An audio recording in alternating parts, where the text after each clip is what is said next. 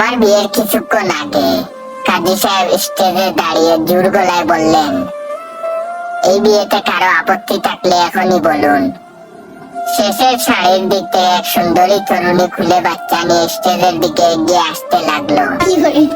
এটা দেখে আমার নতুন বউ সবার সামনেই দুই গালে জুড়ে জুড়ে থাপ্পড় মারতে শুরু করলো।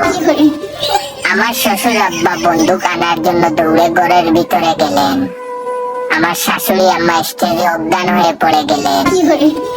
শালীরা তো ইচ্ছা মতো গালি দিতে শুরু করলো।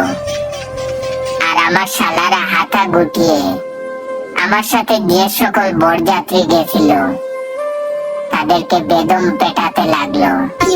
তখন কাজী সাহেব মেয়েটিকে জিজ্ঞেস করলেন, তোমার সমস্যা কি? তখন মেয়েটি বলল, পিছন থেকে ঠিক মতো আওয়াজ পাচ্ছিলাম না, তাই শোনার জন্য সামনে আসলাম।